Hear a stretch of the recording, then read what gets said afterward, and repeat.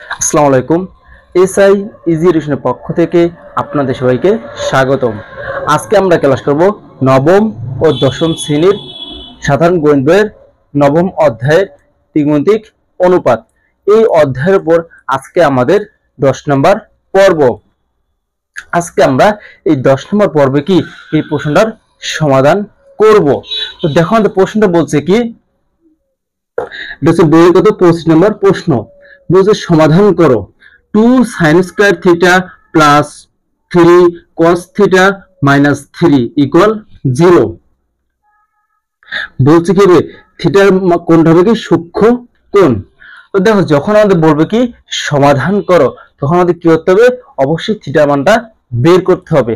দেখো আমরা কিভাবে এটা প্রশ্নের সমাধান করব। তো আমরা যদি দেওয়া আছে, দেওয়া আছে 2 sin square theta plus 3 cos theta minus 3 equal 0। তাহলে এখন দেখো আমরা কি করব এই জায়গায়। তো এই যে মাঝখানে আমাদের কি আছে 3 cos থিটা আছে, কি আছে cos থিটা। তো এই sin স্কয়ার থিটাকে আমরা কি করব, cos থিটা কনভার্ট করব। তো দেখো আমরা কিভাবে কনভার্ট করতে পারি। দেখো বা এই টুটাকে আমরা সামনে লিখব, টুটা রয়েছে আমরা সামনে লিখছি। তো দেখো আমরা একটা সূত্র জানি, কি জানি দেখো, sin square theta plus cos square theta equal 1। বা আমরা বলতে পারি দেখো sin square theta equal 1 minus cos square theta. তাহলে এখন আমরা অবশ্যই কি এই sin স্কয়ার থিটার পরিবর্তে কি লিখতে পারি, 1 মাইনাস cos স্কয়ার থিটা লিখতে পারি। তো দেখো আমরা কি লিখবো, যে sin স্কয়ার পরিবর্তে 1 minus cos square theta plus 3 cos theta minus 3 equal 0। তো এখন আমরা কি করব, এই যে 2টা আছে 2টা কি এই দুটোর সাথে গুণ করে দেব। বা 2, তাহলে এই যে 2 আর 2 হয় মাইনাস মাইনাস, দেখো আমরা কি লিখব 2 cos কি 2 cos square theta plus 3 cos theta minus 3 equal 0। বা এখন দেখো না মাইনাস 2 cos থিটাকে সামনে নেব, মাইনাস 2 cos স্কয়ার থিটা, তারপরে প্লাস 3 cos থিটা। তো এখন দেখো এই যে এই 2 সামনে কি আছে প্লাস আছে, আর এই 3 সামনে কি আছে মাইনাস আছে। তাহলে আমরা কি করব, এই মাইনাস 3 থেকে আমরা কি করব প্লাস 2 বাদ দেব। তো মাইনাস 3 থেকে যদি প্লাস 2 বাদ দিই, তাই কি থাকে আমাদের মাইনাস 1 থাকে ইকুয়াল 0। বা তো দেখো এই 2 সামনে কি আছে মাইনাস, আমরা বেশি করব মাইনাস দিয়ে গুণ করব। যে মাইনাস দিয়ে গুণ করতে আমাদের কি হয়ে যায় 2 cos square theta minus 3 cos theta plus 1 equal 0। বা এখন আমাদের কি করতে হবে, দেখো এখন আমাদের কি করতে হবে, মিল টার্মে করতে হবে। তো আমরা কিভাবে করব, দেখো এই যে 2 এই যে হচ্ছে 1, তো 2 আর 1 গুণ কত হয় 2 ইনটু 1 এখানে কি হয় 2। তো 2 এর গুণে কি আছে, 2 আর কি আছে 1 আছে। তাহলে দেখো এই যে আমাদের কি আছে মাইনাস 3 cos থিটা আছে। তো দেখো আমরা কি লিখতে পারি 2 মাইনাস 2 cos থিটা মাইনাস কি cos থিটা লিখতে পারি। তাহলে কি হয় আমাদের মাইনাস 3 cos থিটা হয়। তো কিভাবে হয় দেখো 2 cos square theta minus 2 cos theta minus cos theta plus 1 equal 0। দেখো আমরা কি করছি, এই যে মাইনাস 3 cos থিটা ছিল, এটাকে আমরা কি ভেঙে লিখছি, কি হবে দেখো 2 cos theta minus cos theta, এই যে দুইটা আছে যে করে একটা, তাই তিনটা যোগ করলে কি হয় মাইনাস 3 cos থিটা হয়। বা তো দেখো আমরা এই দুই কি কমন যায়, আমাদের 2 cos কমন যায় 2 cos থিটা। তো এই দুই থেকে আমরা কি কমন নিছি 2 cos থিটা কমন নিছি। তো 2 cos এর যে আমরা কমন 2 কে বাদ দিই, তাহলে কি cos দুইটা ছিল একটা বাদ দিলে কত হবে একটা cos থিটা, এই হচ্ছে মাইনাস। তো 2 cos থিটা যদি আমি কমন নিতে যদি কিছু আর থাকে তাহলে কি থাকবে, শুধু 1 লিখবো মাইনাস।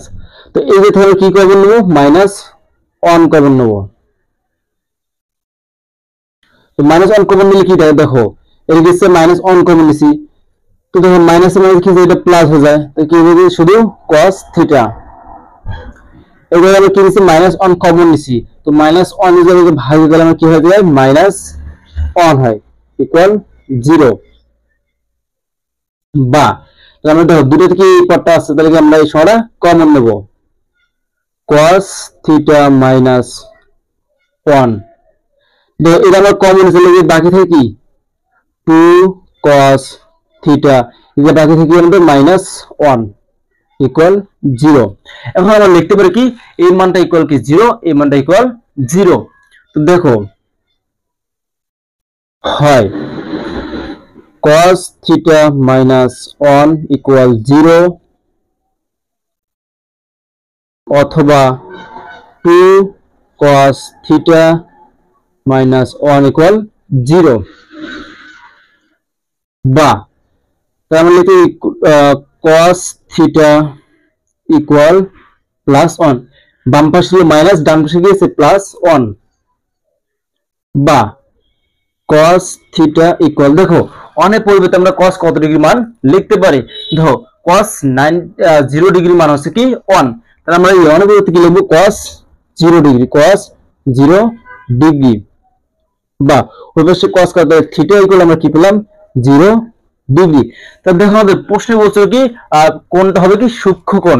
তাহলে দেখো আমাদের এই যে থিটার মানটা আছে কি 0 ডিগ্রি, যদি থিটার মান 0 ডিগ্রি হয় তাহলে কি এই মান কি আমাদের গ্রহণযোগ্য হবে না, বলছে কি সূক্ষ্ম কোণ, তাহলে কি আমাদের এই মানটা গ্রহণযোগ্য নয়। আমরা বলবো কি এই মান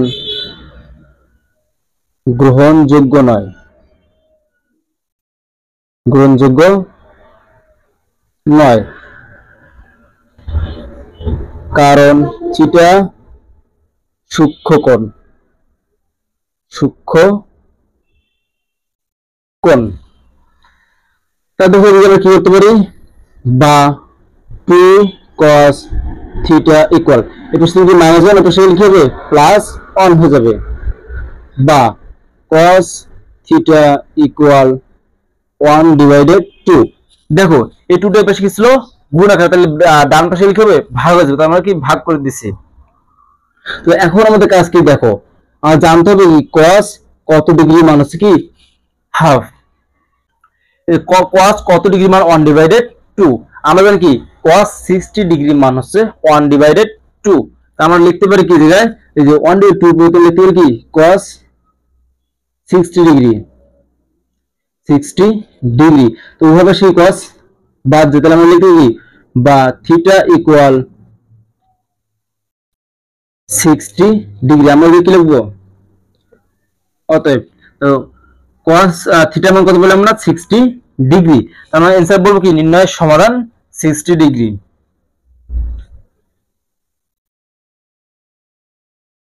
নির্ণয় সমাধান,